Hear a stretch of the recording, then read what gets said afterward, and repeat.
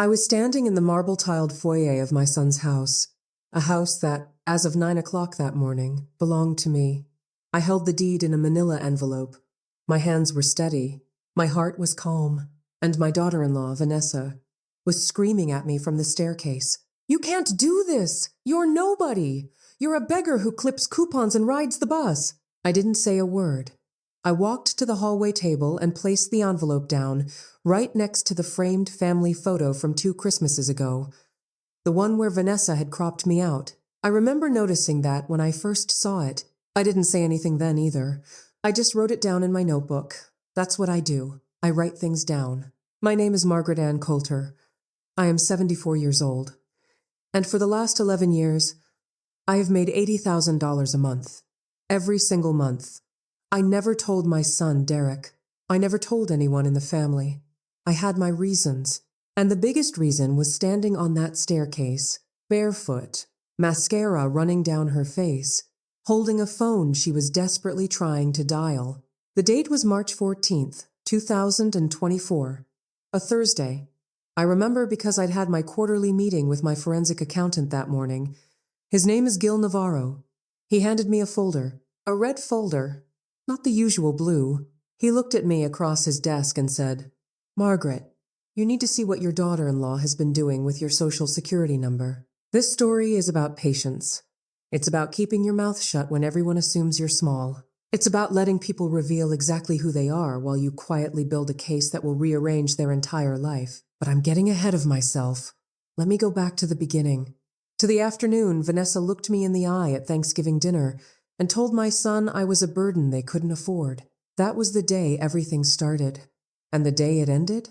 That came later, when my phone buzzed with a text from Gil that read, "Third forged signature confirmed. We have everything." Good day, dear listeners. It's Clara again. I'm so glad you're here with me today. Settle in, because this one kept me up at night just thinking about how to tell it right. This story came from Margaret herself. She drove 4 hours to share it with me in person. She brought a box of documents, folders, notebooks, photographs. She set them on my kitchen table and said, "Clara, I want other women my age to know something. Being quiet is not the same as being weak. Before we go any further, I need to ask 3 things. First, tap that like button. It helps more people hear Margaret's story. Second, please stay until the very end, because the moment in that lawyer's office is worth every minute. And third, drop a comment and tell me which city or town you're listening from today. I read every single one, and it means more than you know. Now, let me take you back to where Margaret's story really begins. In a small converted garage in Modesto, California, where a 74-year-old woman ran a business nobody in her family knew existed. Margaret Ann Coulter, Modesto, California, widow since 2011. She was married to her husband, Bill, for 38 years. Bill was a plumber. They never had much, or so everyone believed. Margaret worked as a school librarian for 29 years at Lincoln Elementary.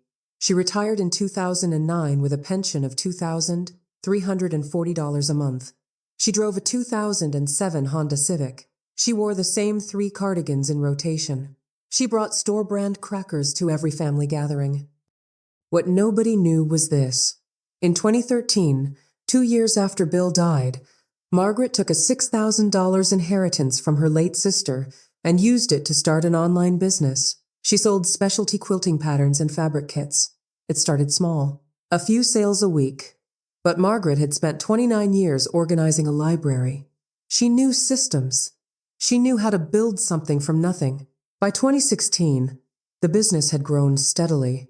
By 2019, she had 3 part-time employees working out of a rented warehouse on Briggsmore Avenue. By 2023, her Etsy shop, her Shopify store, and her wholesale accounts were generating between $78,000 and $84,000 per month in net revenue. She had $2.3 million in savings across 4 accounts. She owned 2 rental properties in Turlock under an LLC. Gil Navarro managed everything. Nobody in her family knew any of this. Margaret never told Derek because of one specific moment in 2014. She had mentioned to him that she'd started selling quilt patterns online. Vanessa, his girlfriend of 6 months at the time, had laughed and said, "That's cute, Margaret. Like a little hobby to keep you busy." Margaret watched Vanessa's eyes when she said it. She saw something she recognized from decades of watching children in her library. Contempt dressed up as sweetness. From that day forward, Margaret decided her finances were her own business. She describes herself like this: 5'3", reading glasses on a beaded chain, a pocket notebook in every purse. She writes down everything: dates, amounts, exact words people say. Bill always told her, "Maggie, your memory is a weapon. Don't ever stop writing things down." He was right. Those notebooks saved her. She has 14 of them in a shoebox in her closet, everyone dated and indexed. Her relationship with Derek broke her heart slowly. She loves him deeply. He was a good boy, but after marrying Vanessa in 2015, he changed. He stopped calling on Sundays. He missed her 70th birthday. He let Vanessa speak for both of them. Margaret noticed. She documented. She said nothing. She kept showing up with her store-brand crackers and her quiet smile. She let them underestimate her. "I wasn't hiding," she told me. "I was watching." Thanksgiving, 2022. Margaret drove 45 minutes to Derek and Vanessa's home in Ripon, a 4-bedroom house they bought in 2020 for $485,000. Margaret brought her usual contributions: a sweet potato casserole, a pecan pie, a $50 gift card to Target for the grandchildren. She was seated at the far end of the table, next to the high chair. During dinner, Vanessa announced that she and Derek were remodeling the kitchen. The cost was $62,000. Vanessa's mother, Diane, was contributing $20,000. Then Vanessa turned to Margaret and said, in front of 11 people, "We didn't ask you, Margaret, because we know you're on a fixed income. We don't want to put that kind of pressure on someone in your situation." She smiled. Diane smiled. Derek looked at his plate. Margaret nodded. "That's very thoughtful, Vanessa." Under the table, she opened her pocket notebook and wrote, "The 24th of November 2022. V called me fixed income in front of 11. D said nothing. Kitchen Reno $62K. Diane contributing $20K. She put the notebook back in her purse and ate her pie. After dinner, Margaret was walking to the coat closet when she heard voices through the cracked kitchen door. Vanessa was talking to Diane. The smell of dish soap and leftover gravy drifted into the hallway. Vanessa said, "Honestly, Mom, she's basically a beggar. She shows up with a $4 casserole and acts like she's contributing. Derek needs to stop feeling guilty. She has her pension." "That's enough," Diane responded. "She's dead weight, honey. Always has been." Margaret stood in the hallway holding her coat. She didn't flinch. She wrote down the exact words. Time, 8:47 p.m. She drove home in silence. She was not hurt. She was recalibrating. 2 weeks later, Derek called. He was awkward. "Mom, Vanessa and I were talking, and we think it might be better if you come to Christmas for just a couple hours instead of the whole day. The kids get overwhelmed." Margaret said, "Of course, sweetheart. Whatever works for your family." She hung up. She sat at her kitchen table for 11 minutes. The wall clock ticked loudly in the quiet apartment. Then she opened her laptop and checked her November revenue. $81,204. She closed the laptop.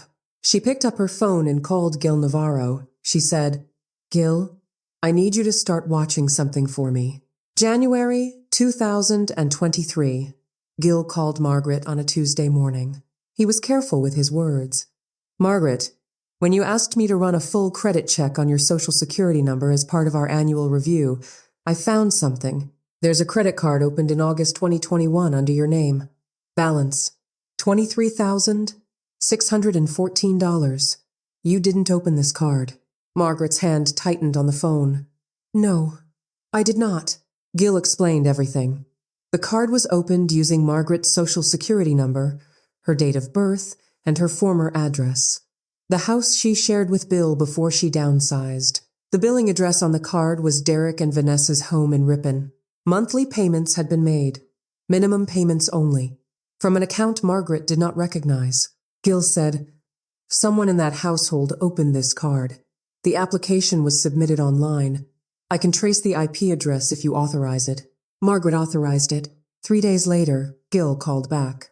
The IP address traced to the home network at 742 Orchard Lane, Ripon, Derek, and Vanessa's house. The email address used for the application was a Gmail account Margaret had never seen, min.coalter.home@gmail.com. Gil said, "Margaret, this is identity theft. This is a federal offense. Do you want me to file a report?" Margaret said, "Not yet. I want to know if there's more." She requested her full credit report from all 3 bureaus. She found a second account, a store credit line at a furniture retailer, opened March 2022. Balance, $8,740. Also under her name and social security number, the delivery address for a $4,200 sectional sofa, 742 Orchard Lane. Margaret drove past Derek's house the following Saturday. Through the front window, she could see the sectional, gray, L-shaped, the one from the statement. She sat in her Honda Civic across the street for 4 minutes. She took a photo with her phone. She wrote in her notebook, the 18th of January 2023, gray sectional visible through front window. Matches furniture store statement, $4,200. Delivered to D&V address. My name, my credit, my identity. She drove home. She did not cry. She called Gil. Find everything, every account, every transaction, every signature. I want a complete file before I decide what to do. Then came the piece of mail that changed everything. A pre-approval letter from a mortgage lender forwarded to her apartment by mistake. It was addressed to Margaret A. Coulter and referenced an application for a home equity line of credit. The property listed, 742 Orchard Lane. Someone had tried to take out a HELOC using Margaret's identity on Derek and Vanessa's house. The application was denied because Margaret wasn't on the title, but the attempt was documented, Gil said. They tried to leverage your credit to pull equity from their home. This isn't casual fraud, Margaret. This is systematic. March 2023, Derek called. His voice was strained. Mom, Vanessa and I are in a tight spot. The kitchen renovation went over budget. We're behind on the mortgage. 3 months behind. We need $15,000 to catch up. Can you help? Margaret asked. How did you fall behind, sweetheart? Derek hesitated. Just some unexpected expenses. You know how it is. Margaret said she'd think about it. 2 days later, Vanessa called her directly. This was unusual. Vanessa never called Margaret. Her tone was sweet, rehearsed. Margaret, I know Derek already mentioned our situation. I just want you to know we'd really appreciate anything you can offer. Even $5,000 would help. We'll pay you back. Then she added, almost as an afterthought, and if you could keep this between us, we don't want Diane to know. She'd worry. Margaret noted this. Diane was not being asked. Only the beggar was being asked. Let me look at my accounts and see what I can manage, Margaret said. You're a sweetheart, Margaret. Honestly, we'd be lost without you. Margaret wrote in her notebook, the 5th of March 2023, V called, wants $5, K to $15K. Voice sweet, called me sweetheart. First time, told me not to tell Diane. Behind 3 months on mortgage. 1 week later, Vanessa and Derek arrived at her apartment, unannounced. 6:30 p.m. on a Sunday. Vanessa looked around the 700 square foot space, the modest furniture, the quilting supplies in the corner, the framed photo of Bill on the bookshelf. Margaret watched Vanessa's eyes do a quick calculation. Margaret, this place is so cozy. Have you ever thought about assisted living? There are some really nice places in Merced, affordable too. Derek shifted in his seat. He didn't make eye contact.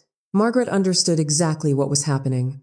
She owned the apartment outright, purchased for $142,000 in 2012. Vanessa wanted her to sell it, move somewhere cheaper, give them the difference. I'll keep that in mind, Margaret said. She offered them coffee. She served it in Bill's old mugs. She watched Vanessa check her phone 3 times in 12 minutes. After they left, Margaret found something on her kitchen counter, a brochure for Sunrise Senior Village in Merced. Monthly cost, $3,800. It was tucked under a napkin. Vanessa had brought it with her.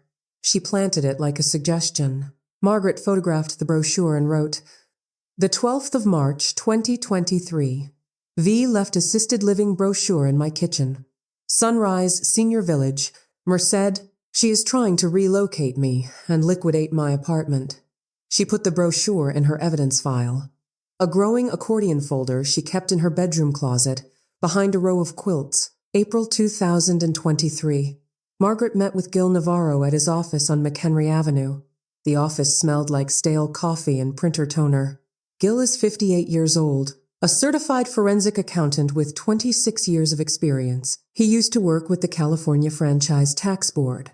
He specializes in fraud cases involving elder financial exploitation.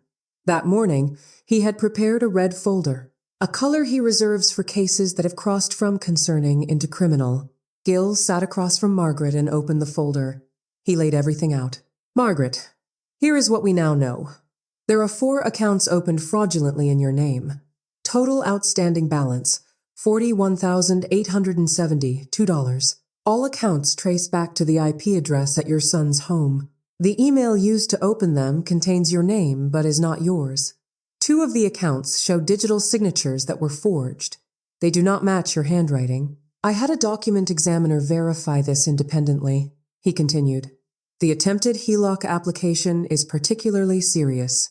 It constitutes attempted mortgage fraud, combined with the identity theft. This meets the threshold for elder financial abuse under California Penal Code Section 368. Your daughter-in-law, and potentially your son, could face felony charges." Margaret sat very still. "Is there any chance Derek didn't know?" Gil paused. "The credit card bills were sent to his home. The furniture was delivered to his home. Whether he participated or just looked the other way, that's a question for a prosecutor. But ignorance is not a legal defense when the evidence is in your living room." Then Gil revealed one more discovery, the one that changed everything. "Margaret, I also looked into the mortgage on 742 Orchard Lane, as you requested. Derek and Vanessa owe $387,000. They are now 4 months behind. The bank has initiated pre-foreclosure proceedings. They received a notice of default on March 28th. They have 90 days to cure the debt, or the house goes to auction." Margaret's eyes narrowed. She was quiet for a long time. Then she asked, "If that house goes to auction, can I buy it?" Gil looked at her. "Margaret, you have $2.3 million in liquid assets. Yes, you can buy it. But if you want to do this right, if you want leverage and not just property, we need to involve an attorney, someone who understands elder abuse, real estate, and family law." Margaret nodded. "Find me the right one. I don't want revenge, Gil. I want the truth on the table, and I want my name cleared. I know exactly who to call." Gil referred her to an elder law attorney named Patricia Saldana, based in Stockton. Patricia had handled over 200 elder exploitation cases. Margaret met with her the following week. Patricia said, "Margaret, we can file criminal charges, pursue civil damages, and if the house does go to auction, position you as the buyer. But here's the key.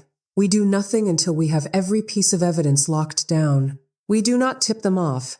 You continue being the quiet mother-in-law with the store brand crackers." Margaret smiled for the first time in months. "I've been practicing that for 9 years. May ikibinirmuch." Margaret called Derek. "Sweetheart, I've been thinking about what you and Vanessa said, about the money you need. I don't have $15,000. You know my pension isn't much, but I found $4,000 in my savings. It's yours." Derek was emotional. "Mom, you don't have to do that. You're my son." "Of course I do." She wrote a personal check for $4,000. She mailed it. Gil photographed the check before it went out. Patricia noted the transaction. The check served a purpose. It showed Margaret's generosity and good faith. It also created a paper trail proving she was being solicited for money while simultaneously being defrauded. Patricia said, "This check is Exhibit 14. It shows a pattern. They steal from you with one hand and beg from you with the other." June 2023. Vanessa called again, less sweet this time. "Margaret, we're in real trouble. We got a letter from the bank. We might lose the house. Have you thought any more about the apartment? If you sold it, you could move into that place in Merced, and the difference could help us save the house. You'd be doing it for your grandchildren. Margaret said, I'll talk to my bank this week. She did not talk to her bank. She talked to Patricia. They drafted a formal notarized letter stating Margaret was considering selling her apartment and exploring options. She had the letter sent to Derek and Vanessa to maintain the illusion. Vanessa responded by text, Thank you, Margaret. You're finally doing the right thing. With a heart emoji. Margaret screenshotted the text. She forwarded it to Gil. July 2023. The 90-day cure period expired. Derek and Vanessa could not pay. The bank initiated foreclosure proceedings. The house was scheduled for a trustee sale on the 12th of September 2023. Margaret instructed Patricia to engage a real estate attorney. Under California law, Margaret's LLC could submit a bid. She authorized a maximum of $410,000. The outstanding mortgage was $387,000. The market value was approximately $475,000. Meanwhile, Margaret did one more thing. She accepted an invitation to her granddaughter's 6th birthday party on August 5th. She arrived with a modest gift, a $25 art set from Target. Vanessa greeted her at the door with a hug. Margaret had never received a hug from Vanessa before. Vanessa whispered, Have you listed the apartment yet? I'm working on it. Margaret stayed for 2 hours. She played with her grandchildren. She watched Vanessa serve cake on new dishes, white with gold rims. Dishes Margaret recognized from the furniture store credit line. Dishes purchased under Margaret's stolen identity. She said nothing. She ate cake on a plate that was bought with her name and her credit. She smiled. On the drive home, she wrote in her notebook, The 5th of August 2023, birthday party. V hugged me. First time. Asked about apartment sale. Served food on dishes from Harmon's. Same store as fraudulent credit line. White with gold rim. I ate cake on my own stolen plates. The 12th of September 2023. The trustee sale took place at the Stanislaus County Courthouse steps. Margaret did not attend in person. Patricia's real estate partner, a quiet man named David Chen, handled the bid. Margaret's LLC, Coulter Properties, submitted the winning bid, $396,500. The house at 742 Orchard Lane now belonged to Margaret. The deed was recorded on September 18th. 10 days later, Derek and Vanessa received a certified letter from Patricia Saldana's office. The letter informed them that the property had been purchased at trustee sale by Coulter Properties, LLC. As former occupants of a foreclosed property, they had 30 days to vacate unless a new lease agreement was established with the current owner. The letter did not name Margaret. Not yet. Vanessa panicked. They hired a lawyer, a general practice attorney from Modesto who charged $250 an hour. The lawyer investigated Coulter Properties, LLC, and traced the registered agent to Gil Navarro, Margaret's accountant. Derek called Margaret. His voice was shaking. Mom, do you know someone named Gil Navarro? Yes. He's my accountant. There was a silence that lasted 9 seconds. Mom, did you buy our house? Yes, Derek. I did. The 3rd of October, 2023. A meeting was arranged at Patricia Saldana's office in Stockton. Present. Margaret, Gil Navarro, Patricia Saldana, Derek, Vanessa, and Vanessa's attorney, Ronald Hirsch. The conference room had a long oak table. The overhead lights hummed faintly. Margaret sat at one end.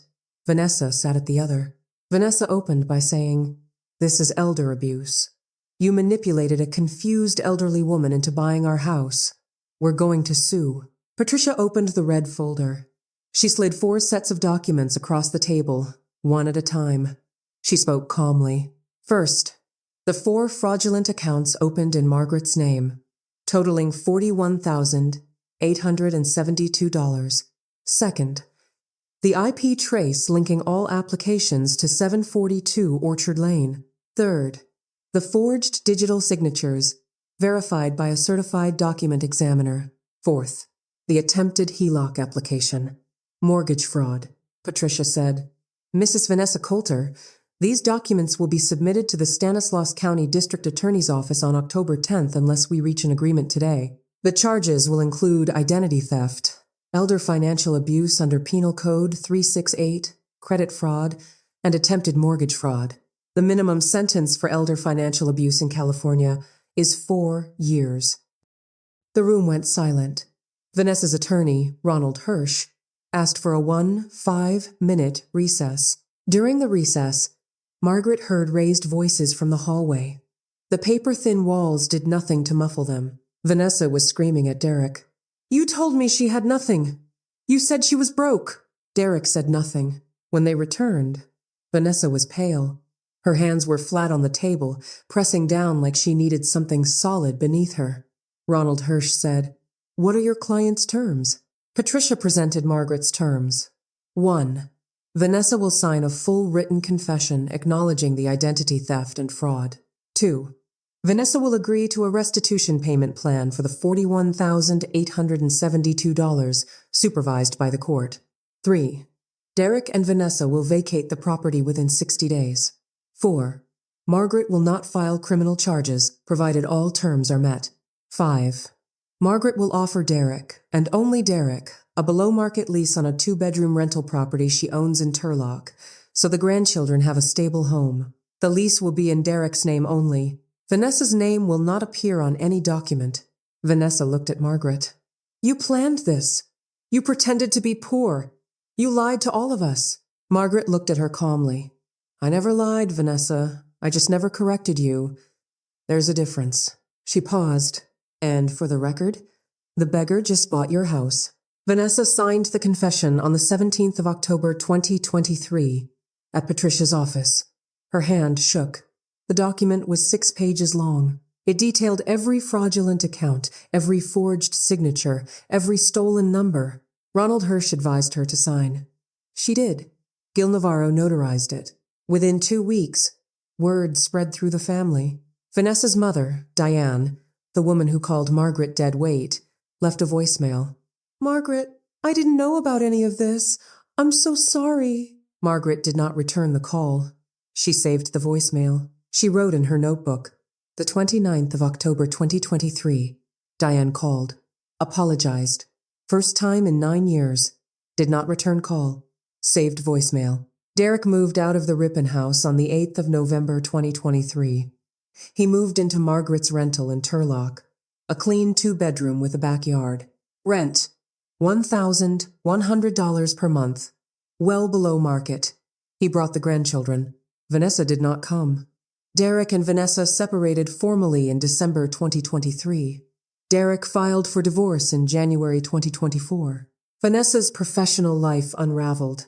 She had worked as an office manager at a dental practice in Modesto. When the practice ran a routine background check during annual compliance reviews, the fraud confession appeared in her records. She was terminated on the 2nd of February 2024.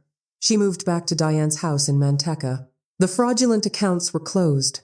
Margaret's credit was restored to its original score, 812. Gil handled the remediation with all 3 credit bureaus. Total time to clean her credit, 4 months.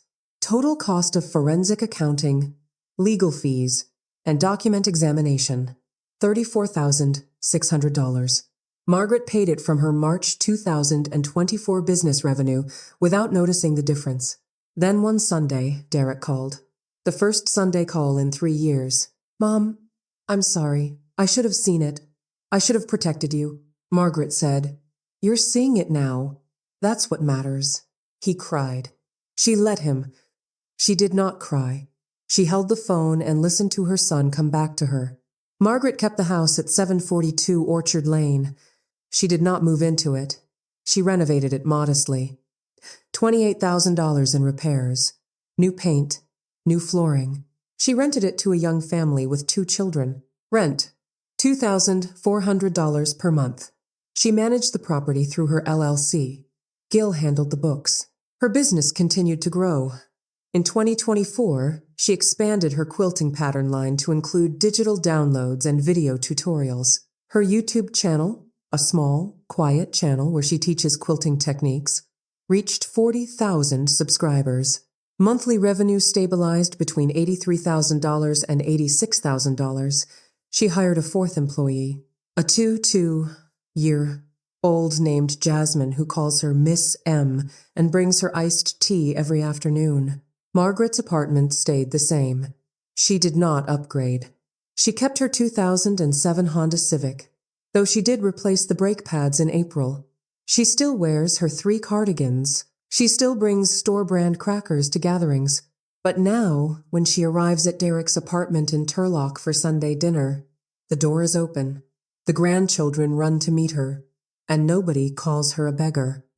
She started a small scholarship at Lincoln Elementary, the school where she worked for 29 years. The Margaret Coulter Reading Fund provides $500 per year to one student for books and supplies. She funds it anonymously. The principal, who remembers Margaret, sends her a handwritten thank you note every September. On a quiet evening in June 2024, Margaret sat on her apartment balcony with a cup of chamomile tea. The air smelled like jasmine and warm pavement. She opened her most recent notebook, number 15, and wrote, "The 14th of June 2024, business good, grandchildren healthy, Derek healing, credit clean, house rented, scholarship active. I am 74 years old. I am not a beggar. I am not dead weight. I am Margaret Ann Coulter, and I am fine." She closed the notebook. She watched the sun set over Modesto. She was at peace. Margaret's story teaches us something I think a lot of us forget, especially women of a certain age. Silence is not weakness. Patience is not passivity. And the people who underestimate you the most are the ones who are least prepared when you finally stand up. Margaret didn't scream. She didn't threaten. She didn't post on social media. She kept her notebooks. She trusted the right people. She waited until the evidence was undeniable and the timing was right. And when she acted, she didn't act out of cruelty. She acted out of clarity. She protected herself. She protected her grandchildren. And she gave her son a chance to start over. Never mistake someone's quiet life for a small life. And never, ever steal from the woman who keeps a notebook in every purse. Now I want to hear from you. What would you have done in Margaret's place? Would you have filed criminal charges? Would you have told Derek sooner? Would you have let Vanessa keep believing you were broke? Drop your answer in the comments. I read every single one, and I will reply to as many as I can. If this story moved you, please hit that subscribe button and tap the bell so you never miss a new story. Share this video with someone who needs to hear it. A mother, a grandmother, a friend who has been underestimated. Give it a like, leave a comment, and tell me, where are you watching from today? I love knowing where in the world Margaret's story is being heard. Thank you, dear listeners. Until next time, take care of yourselves. And remember, your worth is not determined by the people who refuse to see it.